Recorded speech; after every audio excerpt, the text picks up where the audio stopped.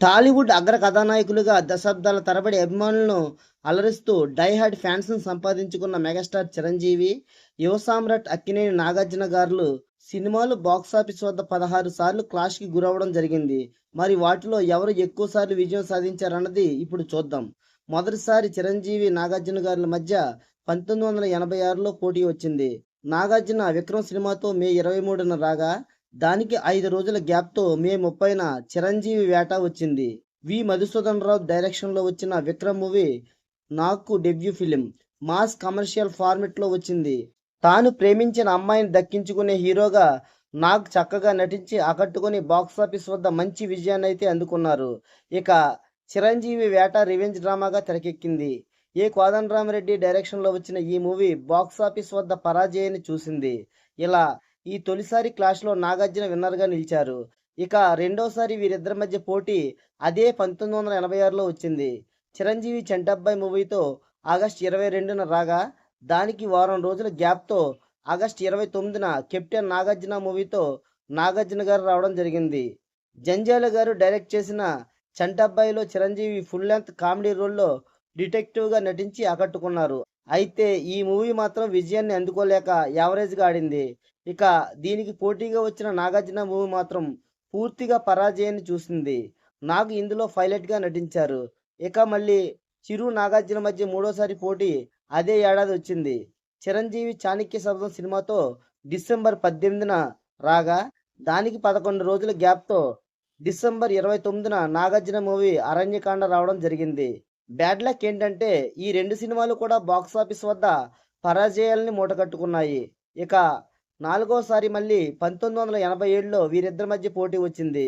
చిరంజీవి దొంగమొగుడు సినిమాతో జనవరి 9న రాగా, దానికి 5 రోజుల గ్యాప్తో జనవరి 14న నాగార్జున మజ్నుగా రావడం జరిగింది. చిరు ఇందులో డ్యూయల్ రోల్లో నటించారు. దొంగగా ఒక సిన్సియర్ అండ్ రిచ్ బిజినెస్ మ్యాన్గా ఈ మూవీ బాక్సాఫీస్ వద్ద సూపర్ హిట్గా నిలిచింది. ఇక నాగార్జున మూవీ మజ్ను దాసరి నారాయణరావు గారి డైరెక్షన్లో వచ్చి బాక్సాఫీస్ వద్ద విజయాన్ని అయితే అందుకుంది. ఒక భగ్న ప్రేమికుడుగా నాగార్జున నటన హైలైట్ కాగా, రజని ఇందులో హీరోయిన్గా నటించడం జరిగింది.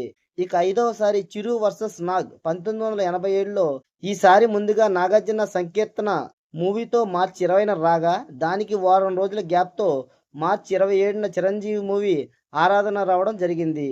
గీతా కృష్ణ డైరెక్షన్లో వచ్చిన సంకీర్తన మూవీలో నాగ్ ఫిషర్ మ్యాన్ కొడుకుగా, రమ్యకృష్ణ ఆ ఊరి దేవతల ప్రజల నమ్మకంతో బ్రతికే సాధారణ మహిళగా ఇలా పాత్ర చిత్రీకరణ, వారి మధ్య ప్రేమ ఇలా కొత్తగా ఉంటుంది. ఈ సినిమా బాక్సాఫీస్ వద్ద మంచి విజయాన్ని అందుకోవడం జరిగింది. ఇక ఆరాధనలో చిరంజీవి, సుహాసిని నటించగా, ఈ ప్రేమ కథ చిత్రం ఆడియన్స్ని ఆకట్టుకోలేక పరాజయాన్ని చూసింది. ఇక ఈసారి క్లాష్లో నాగ్ పైచేయి సాధించారు. ఆరవసారి చిరంజీవి రుద్రవీణ మూవీతో రాగా, దానికి 8 రోజుల గ్యాప్తో మార్చి 12న 1988లోనే నాగార్జున మూవీ ఆఖరి పోరాటం రావడం జరిగింది. అభ్యోదయ భావాలు గల కొడుక్కి సంగీత విద్వాంసంతో నిత్యం సంగీత సాధనలో ఉంటూ సంగీతమే ప్రపంచంగా బ్రతకమనే తండ్రికి మధ్య భిన్న అభిప్రాయాలతో ముందుకు వెళ్లే ఈ మూవీ కథనం ఆకట్టుకునేలాగే ఉన్నా చిరు రేంజ్కి సరిపడకపోవడంతో విజయమైతే దక్కలేదు. అయితే నాగార్జున మూవీ ఆఖరి పోరాటం మాత్రం నాగికి సూపర్ హిట్ని ఇచ్చింది. ఒక దొంగ స్వామి గుట్టు రట్టు చేయడం అనే కథాంశం గల ఈ మూవీలో అమరీష్ పూరి విలన్గా నటించారు. కథల సెలక్షన్లో నాకు కొంచెం ఆచూతూచీగా ఉండడం అనేది అప్పుడే మొదలెట్టినట్టు ఉన్నారు. ఇలా ఈ క్లాష్లో నాగార్జున విన్నర్గా నిలిచారు.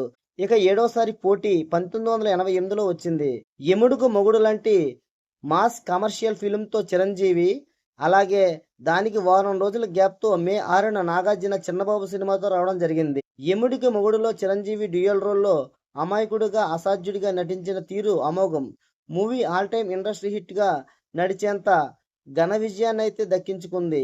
చిరు డాన్స్ అండ్ ఎనర్జీ మార్వెలస్. ఇక నాగార్జున చిన్నబాబు ఫ్యామిలీ ఎమోషనల్తో సాగే స్లో నెరేషన్ కథ. ఇది బాక్సాఫీస్ వద్ద ఏమాత్రం ఆకట్టుకోలేక పరాజయాన్ని చూసింది. అమల ఇందులో హీరోయిన్. ఇలా ఈ ఏడోసారి క్లాష్లో చిరు విన్నర్గా నిలిచారు. ఇక మళ్ళీ 8వసారి వీరిద్దరి మధ్య పోటీ 1988లోనే వచ్చింది. మురళీకృష్ణుడిగా నాగార్జున ఆగస్టు 4న రాగా, దానికి 2 వారాల గ్యాప్తో ఆగస్టు 19న చిరంజీవి ఖైదీ నెంబర్ 786గా వచ్చారు. మురళీకృష్ణుడు మూవీలో నాగార్జున బాగా ధనవంతుడిగా నటించగా, స్టేజ్ ఆర్టిస్ట్ గా హీరోయిన్ రజనీ నటించారు.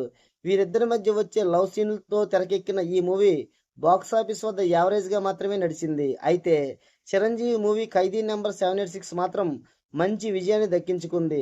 తాను ప్రేమించిన అమ్మాయిని ఆమె తండ్రికి ఇష్టం లేకుండా పెళ్లాడిన హీరో తర్వాత ఎలా అన్యాయంగా నిందించబడ్డాడు అన్నది తర్వాత హీరో రివెంజ్ ఎలా సాగుతుంది. దీనికి డైరెక్టర్ విజయ్ బాపినీడు, నాగార్జున సినిమాకి డైరెక్టర్ కోడి రామకృష్ణ. ఇక మళ్ళీ 9వసారి వీరిద్దరి మధ్య పోటీ 1988లోనే వచ్చింది.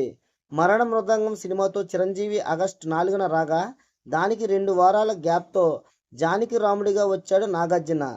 కోదండరామరెడ్డి డైరెక్ట్ చేసిన మరణ మృదంగంలో చిరు మాస్ యాక్షన్ రోల్ చేశారు. నాగబాబు కూడా ఒక ప్రముఖ పాత్ర పోషించారు. ఇది ఆశించిన స్థాయిలో విజయం అందుకోలేక చతికిలబడింది.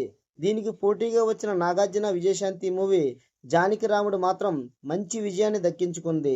చక్కటి ఫీల్ గుడ్ లవ్ స్టోరీగా తెరకెక్కిన ఈ మూవీని డైరెక్ట్ చేసిన వారు కె రాఘవేంద్రరావు. ఇక మళ్ళీ 10వసారి వీరిద్దరి మధ్య పోటీ 1989లో వచ్చింది. అత్తకి యముడు అమ్మాయికి మొగుడుతో చిరంజీవి జనవరి 14న సంక్రాంతి కానుకగా రాగా దానికి 5 రోజుల గ్యాప్తో విజయ్ మూవీతో నాకు రావడం జరిగింది. ధనవంతురాలు పొగరబోతు గల వాణిశ్రీకి అల్లుడిగా చిరు ఎలా ఆమె పొగరు దించాడు అన్నది, ఆమెలో మార్పు తీసుకొచ్చాడు అన్నది, ఇలా ఆల్ టైమ్ ఇండస్ట్రీ హిట్ గా ఈ మూవీని నిలిచేలా చేశారు director Kodandaramireddy. Vijayashanti beautiful acting తో అలరిస్తుంది. ఇక Nagarjuna movie Vijay B Gopal direction లో వచ్చింది.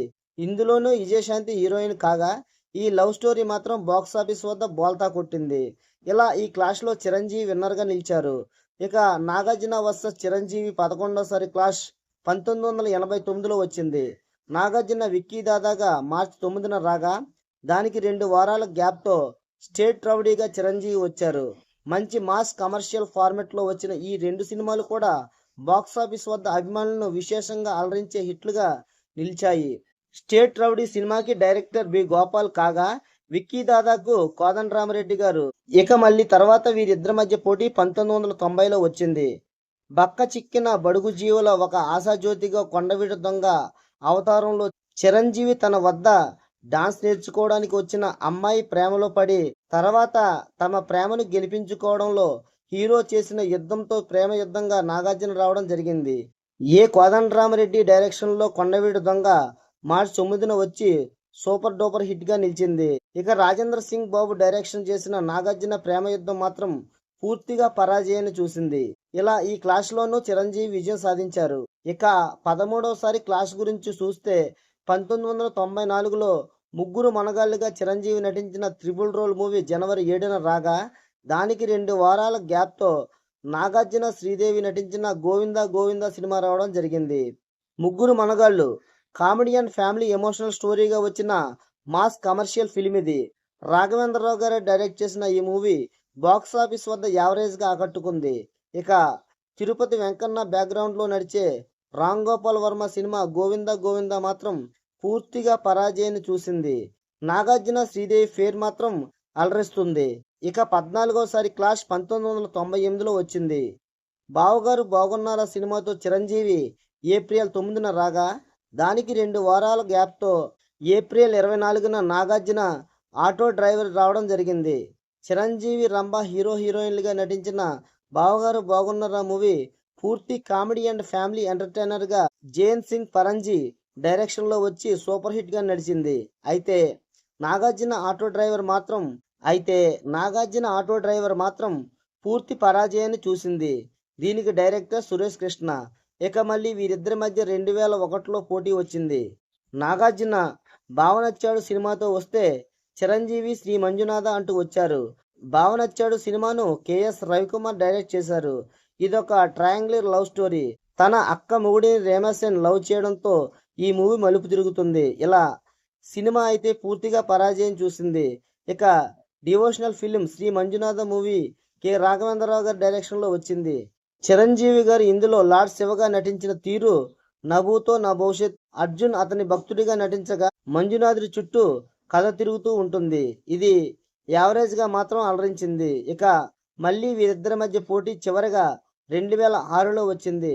స్టాలిన్ మూవీతో మెగాస్టార్ చిరంజీవి 2006లో సెప్టెంబర్ 20న రాగా, దానికి వారం రోజుల గ్యాప్తో సెప్టెంబర్ 27న బాస్ అంటూ వచ్చారు నాగార్జున. స్టాలిన్లో చిరు అక్కకి తమ్ముడుగా విలన్లపై ఎలా పోరాటం చేశాడో అన్నది మాస్ యాక్షన్తో ముందుకు వెళ్ళింది. ఈ మూవీ బాక్సాఫీస్ వద్ద కమర్షియల్గా మంచి విజయాన్నైతే దక్కించుకుంది.